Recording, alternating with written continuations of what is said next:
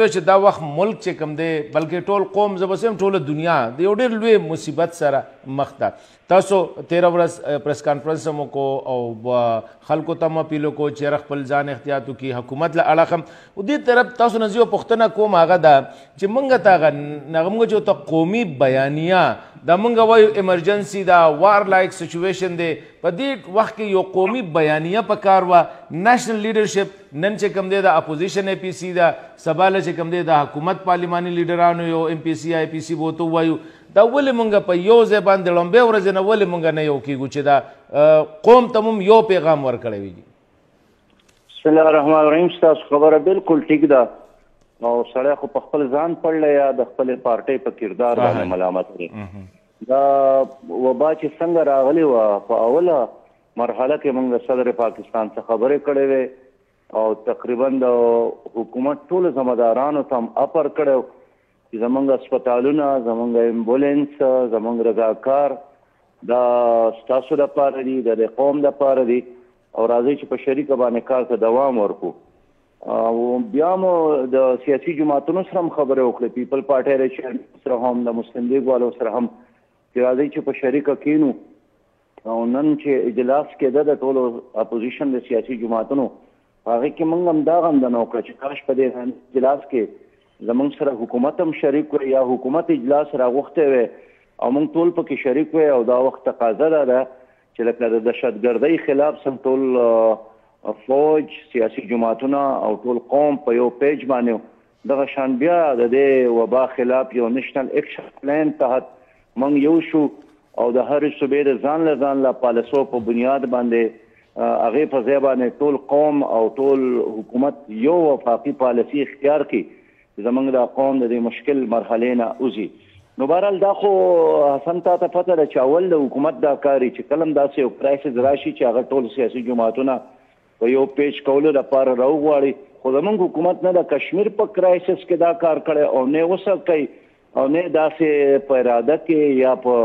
عمل کې دا شی ښکاري چې هغوی ته د چا د تعاون د اخیستلو ضرورت دی یا د مشورې د اورېدلو ضرورت دی. بهرحال حکومت که کوي او که نه کوي، موږ خو په خپل اړخ نه ضرور دا کار کوو. بالکل صحیح خبره ده چې حکومت لکه په کار دا و چې عمران خان خو آی ډونټ نو چې هغوی خو اوسه پورې د صوبې لاک ډاون به کېږي، لاک ډاون به نه کېږي، چې پرایم منسټر سو خبرېده نو ټولو صوبو کې او ګلګت بلتستان کشمیر کې لاک ډاون شوي وو. خو یو خبره بله ده جی، ولس چې کوم دی زمونږ خاص کر زمونږ د خبر ټي وي اورېدونکي پښتانه مونږ وایو، هغوی یو ډېر لویه مخمسه کې دي. یو څوک وایي دروغ دی، څوک وایي دا سازش دی، څوک وایي دا د اسلام خلاف سازش دی، څوک وایي دا د پښتون خلاف سازش دی. کمې علاقې سره چې تاسو تعلق لرئ، کمې علاقې سره چې مونږ تعلق لرو، چې همدغه یوه علاقه ده، په هغې کې دا خبرې ډېر دي. هغې خلکو ته لږ خصوصي پیغام چې دا مسله ده، دا څه مسله ده، په دې کې مونږ له چا ته کتل پکار دي، د چا خبرې اورېدل پکار دي او د هر غیر خبرو ته چې کوم دی باندې غوږ نه دي ګرول پکار. زه ټول د خپل پښتونخوا ولس دا خبره کوم چې دا کومه وبا ده دا ګپ مه منئ او دا یو حقیقي خطره ده د ټولې دنیا خلکو ته. او دوی ته به یاد وي چې په 1913 کې هم داسې وبا راغلې وه، په کروڑونو خلک پکې مړه. په 1918-19 کې وبا راغلې وه، په کروڑونو خلک په هغې کې مړه. خو د یو مسلمان په حیثیت خبره کوم چې په خپله کلم د رسول الله صلی الله علیه وسلم د هغې د زمانې نه پس داسې وباګانې راغلي دي، نو د پیغمبر سنت هم ژوندي دي او د خلفای راشدینو طریقې کار هم زموږ په مخ کې دی. زموږ پیغمبر په هغه وخت کې ویلي اوښ هم بیمار شي، خارخ ور باندې ولګي، نو د روغو اوښانو خواله مه بوځئ چې دا نور په بیمارۍ مبتلا نه شي. نو زموږ پیغمبر خو د اوښ د حفاظت هم موږ ته حکم کړی دی. دا د پیغمبر سنت دی. یو سړی راغی غیر مسلم او هغه ته بیعت کول غوښته، ایمان راوړل غوښته، خو چې خبر شو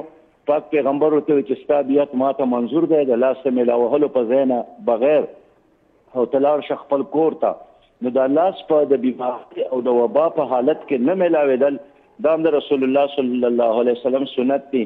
درېیمه خبره د پیغمبر علیه السلام سنت دی چې هغه دا وایي چې د جوزام د بیمار نه به ځان یوه نیزه لرې ساتې او دغه شانې فرمایلی دی چې د هغې نه به داسې تښتې لکه چې سړی د زمري نه تښتي. نن د WHO چې څومره هدایات دي اگر چې هغه د ژبه کې دي او د هغوی د آفس نه شایع کېږي خو دا ټول هغه هدایات دي چې 1400 کاله مخکې رسول الله صلی الله علیه وسلم موږ ته ښوولي دي. که زه تاسو ته یو لنډه خبره وکړم چې حضرت عمر رضی الله تعالی عنه شام ته د تلو انکار وکړو او حضرت ابو عبیده رضی الله تعالی عنه ورته وویل چې دا خو تقدیر دی چې ستا کې لیکلی هلته مرګ ټولې نه ځې. هغه وایي چې دوه تقدیر دی، یو شام ته د تلو دپاره او یو مدینې ته د تلو دپاره. نو زه د الله د تقدیر نه د الله د تقدیر طرف ته تختم. او تاریخ پر خبره گواهی ورکوي چې ابو عبیده رضی الله تعالی عنه شام ته لاړ، هغه هم هلته وفات شو، حضرت شلجیل هم هلته وفات شو، حضرت معاذ بن جبل هم هلته وفات شو،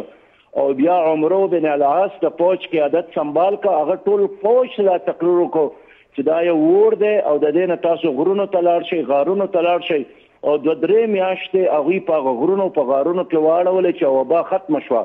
نو اصلا دا اول ځل نه ده، د دې وجې نه تدبیر او احتیاط دا نه بې غیرتي ده، دا نه بزدلي ده، بلکې دا عین سنت دي، ځکه چې دا بدن د الله تعالی د طرف نه یو امانت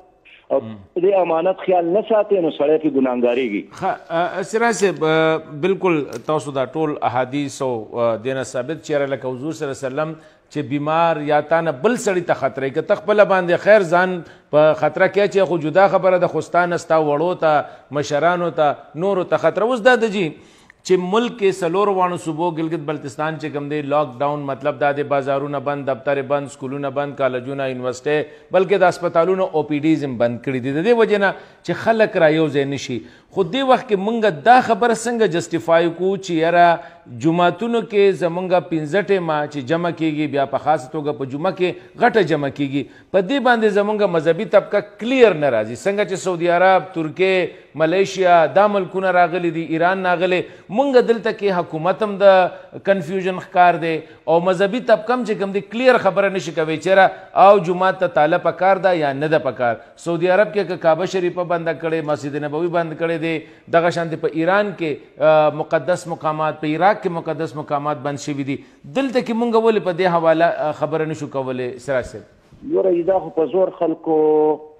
دا مسله کړکېچنه جوړه کړه. مسله د جومات نه ده، مسله دا ده چې آیا د کور نه راوتل پکار دي او که نه دي پکار. بالکل دا وخت تقریبا اسلامي ملکونو کې په 11 ملکونو کې لاک ډاون دی او هغوی دا فتوی هم ورکړي چې د کورونو راوتل نه دي پکار. او دغه شان د دنیا په 129 ملکونو کې دا وخت د دې خلاف هم دغه شان اقدامات دي. نو اصلا یو د چاینا ماډل دی چې هغوی مکمل لاک ډاون کړی، یو د اټلي ماډل دی چې هغوی د لاک ډاون په ځای باندې ډیله ډاله ټوله مسله اخیستې وه. نو نن د اټلي یو شان صورتحال دی او چین دغه وبا نه خلاص شو. نو موږ جوماتونه ولې فوکس کوو چې هلته ګرندې ولګو او که ونه لګو؟ اصل خبره خدا چې د کور نه راوتل پکار دي او که نه دي پکار. نو په دې بنیاد باندې په دې حالاتو کې خو دا پته هم نه لګي چې ته بیمار یې بل ته به ستا نه لګي او که بل بیمار دی تا ته به هغې نه لګي. دویم خبره حسن دا ده چې ته بازار ته لاړ شې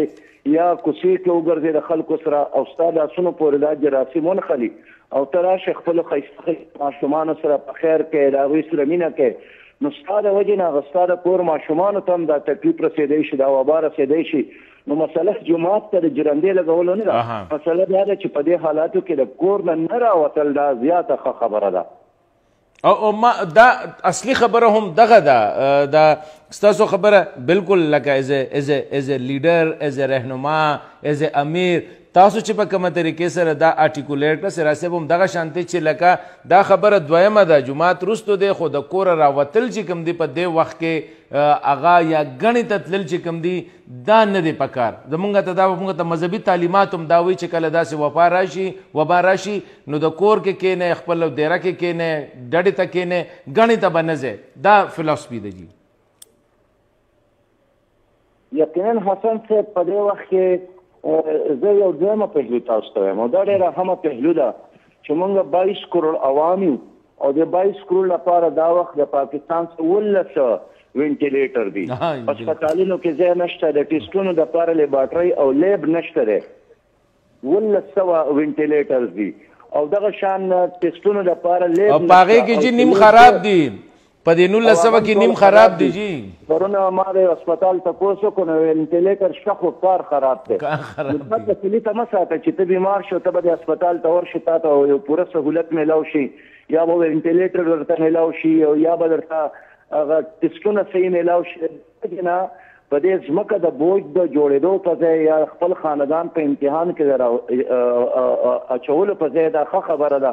چې څومره احتیاط ستانه کېدی شي دا 14-15 ورځې دي د اعتکاف په کور کې وکړه او دا د ګرځېدو نه بالکل او د خلکو سره د خیر په خیر او د ملاوېدو نه روژه نیول پکار دي دا ډېر دا وخت د ثواب کار دی ځکه چې د حکومت څه نه وسایل شته نه د حکومت ویژن شته نه د حکومت څه پروګرام شته دا به پرون هم د وزیر اعظم صاحب خبره اورېدلي چې موږ به 3000 روپۍ تنخواه ورکوو د میاشتې دپاره نو په 3000 روپۍ خو 3 ورځې نه تېرېږي موږ مطالبه دا کړې ده چې د کومو آمدن د 50,000 نه کم دی د هغوی د بجلۍ بیل او د هغې د ګیس بیل معاف کوي خصوصا دا صابون خو معاف مفت ماسک خو مفت کوي او دا وخت چې کوم خلک په کرایاو کې کورونو کې اوسېږي د هغې د کرایه د ادا کولو دی سرکار انتظام وکړي چې خلک رانه د لوږې نه خراب نشي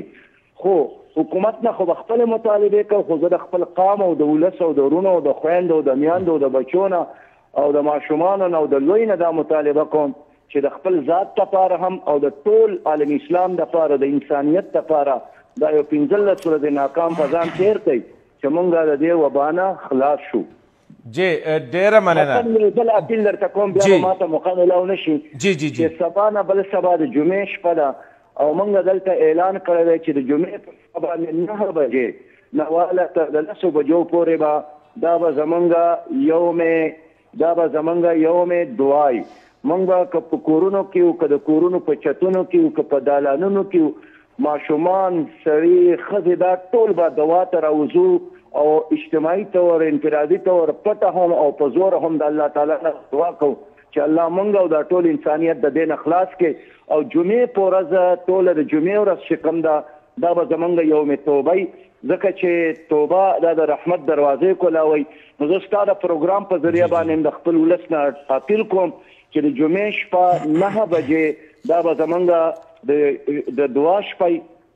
او دغه ورځ د جمعې دا به زمونږ د توبې ورځ وي ځکه چې د یونس علیه السلام قوم هم دغه شان توبه ایستلې وه الله تعالی ته هغه عذاب واپس کړی نو موږ هم توبه وکړو او دعا به هم کوو په دې نه خرچ راځي نه پې پټرول سوځي صرف نیت او اراده او عزم غواړي دې وجې نه زه د خپل قام نه اپیل کوم چې زمونږ پر اپیل باندې هم عمل وکړي